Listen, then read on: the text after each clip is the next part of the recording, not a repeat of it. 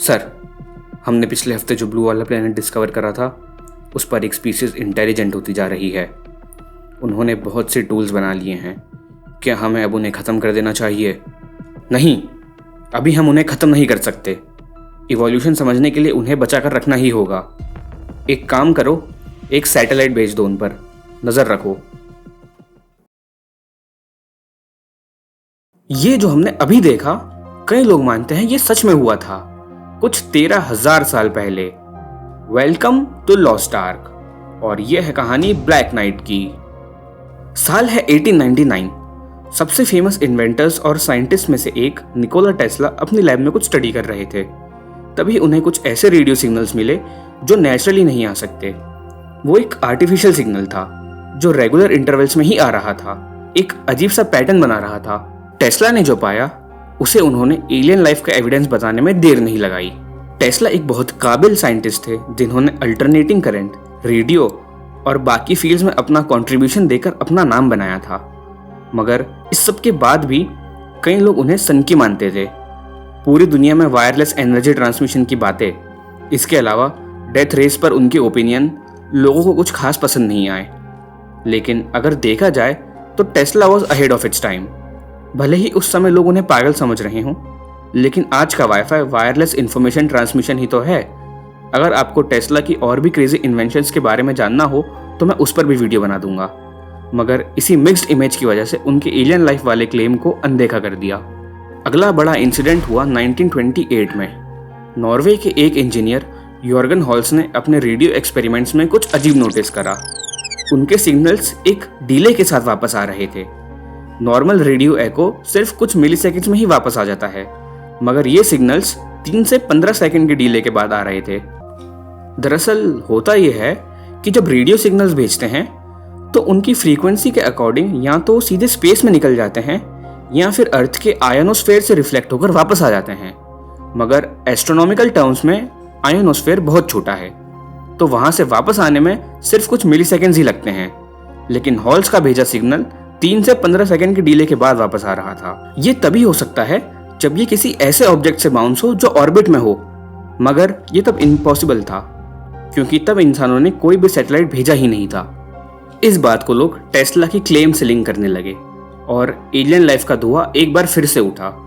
लेकिन अगर लॉजिकली सोचें तो ये रीडिंग्स एक एलियन लाइफ की एग्जिस्टेंस प्रूव करने के लिए काफ़ी थोड़ी थी। हो सकता है कुछ और कॉस्मिक एनोमली हो जो हम अब तक नहीं समझ सकते। ऐसे ही कुछ और साल बीत गए और आ गया 1954। स्पुतनिक, पहली रशियन या यूं कह लो इंसानों की ही पहली सैटेलाइट अब तक लॉन्च नहीं हुई थी। वो 3 साल बाद लॉन्च होनी थी।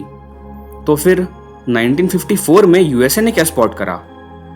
न्यूज़पेपर में छपी रिपोर्ट के अकॉर्डिंग एक retired US air force officer Donald Keyhoe ने क्लेम करा कि मिलिट्री ने अर्थ के ऑर्बिट में 2 अननोन सैटेलाइट्स डिटेक्ट करे हैं। आप लोग इस बात की ग्रेविटी को समझ नहीं पाओगे क्योंकि आज के टाइम में सैटेलाइट या स्पेस में कुछ और मिलना एक आम बात है। लेकिन एक ऐसा टाइम इमेजिन करो जब स्पेस में इंसान तो क्या एक ऑब्जेक्ट भी नहीं भेजा गया था, और उस समय ऑर्बिट में 2 अननोन ऑब्जेक्ट्स का मिलना अगर एलियन लाइफ की ओर इशारा नहीं है तो फिर कहाँ है? 1960 में इस सैटेलाइट की कहानी और स्ट्रॉन्ग हो गई और ये वही टाइम था जब इसे नाम दिया गया ब्लैक नाइट। पोलर ऑर्बिट में यूएस नेवी ने एक डार्क ऑब्जेक्ट डिटेक्ट करा। पोलर ऑर्बिट का मतलब एक ऐसी सैटेलाइट जो नॉर्थ से साउथ ऑर्बिट करता है। उस समय के सबसे एडवांस नेशंस यूएसए और रशिया, इन दोनों के पास ही ऐसी कोई टेक्नोलॉजी नहीं थी जिससे वो पोलर ऑर्बिट में सैटेलाइट भेज सकें। तो फिर वो क्या था? जब बार बार हमें अर्थ की ऑर्बिट में ऐसी डिस्कवरीज मिले जो हमारी कैपेसिटी के ही बाहर हैं, तो बात तो कहीं ना कहीं एलियंस की ही आएगी। एक स्कॉटिश रिसर्चर डंकन लूनन 1973 में इस पर एक थियरी प्रपोज करते हैं। उनके अकॉर्डिंग 1920s में जो लॉन्ग डिलेड एकोज डिटेक्ट हुए थे वो कोई नॉर्मल सिग्नल नहीं था, बल्कि उसमें तो एक हिडन मैसेज था। लोग हैरान थे, क्या एलियन सच में हैं और हमें मैसेज भेज रहे हैं? वो मैसेज क्या था ये जानने के लिए सभी उत्सुक थे। लूनन के हिसाब से ब्लैक नाइट अर्थ के ऑर्बिट में 13,000 सालों से है। वो एक एलियन प्रोब है जो एक स्टार सिस्टम एप्सिलॉन बोटेस के एलियन का है, जो इसी के थ्रू हमसे बात करने की कोशिश कर रहे हैं। हाँ, यही था उनका क्लेम कि एलियंस हमसे कांटेक्ट कर रहे हैं। सोचो, इस बात ने लोगों के मन में कितने सारे मिक्स्ड इमोशंस जगा दिए होंगे। कुछ लोग एलियन के बारे में सुनकर खुश हो रहे होंगे, आखिर हम अकेले नहीं हैं इस ब्रह्मांड में। कुछ डर रहे होंगे, कुछ तो ऐसे भी होंगे जिन्हें पता ही नहीं एलियंस क्या होते हैं।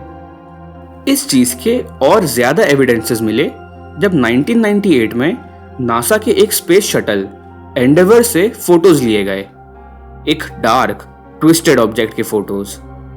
ये बाकी सैटेलाइट्स या कोई और स्पेस डिब्री जैसा बिल्कुल नहीं लग रहा था। नासा ने बताया कि यह सिर्फ एक थर्मल इंसुलेशन ब्लैंकेट है जो उसी शटल से ड्रिफ्ट कर गया। मगर लोग कहां मानने वाले थे, उनके लिए ये ब्लैक नाइट ही था। कॉन्स्पिरेसी थियरिस्ट ने तो इस सब को मिलाकर एक एलियन सैटेलाइट का नैरेटिव बना ही दिया, मगर स्केप्टिक्स ने इसे पूरी तरह नकार दिया। और वही लॉजिकल भी था, क्योंकि इन थियरिस्ट ने अभी तक जो भी एविडेंसेस दिए हैं वो बहुत ही वीक हैं। लेकिन अगर लोग आज के समय में फ्लैट अर्थ में मान सकते हैं, तो उस समय के लोग एलियन सैटेलाइट पर तो भरोसा कर ही सकते हैं। क्या पता वो सच हो। मगर तब भी 1950 में यूएसए ने जो 2 सैटेलाइट डिटेक्ट करे थे वो क्या थे? क्या डोनाल्ड का किया गया उस जमाने का पीआर स्टंट था, या फिर यूएसए की ही बनाई गई एक और अफवाह? वैसे आजकल लोग तो 1969 की मून लैंडिंग को भी नकार रहे हैं, तो इसे भी क्यों नहीं।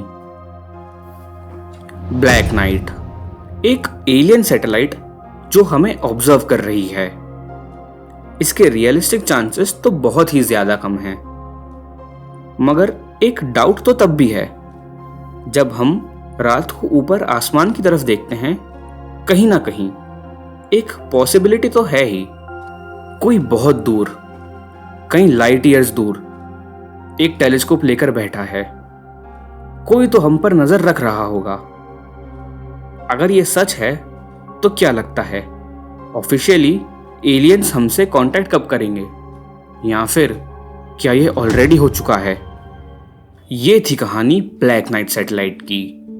आपको क्या लगता है, ये सिर्फ एक मिथ है या फिर एक सच्चाई जिसे एक्सेप्ट करने से हम अभी भी डरते हैं? नीचे कमेंट्स में बताइए। अगर आपको यूएसए के टेलीपोर्टेशन एक्सपेरिमेंट के बारे में जानना है तो इस वीडियो पर क्लिक करें, चैनल को सब्सक्राइब कर लेना। मैं मिलूंगा किसी और वीडियो में। बाय। आप सही थे सर, वो अभी इतने एडवांस्ड भी नहीं हुए जितने मुझे लग रहे थे। वो अब भी मेरी टेक्नोलॉजी को एक मिथ ही समझ रहे हैं।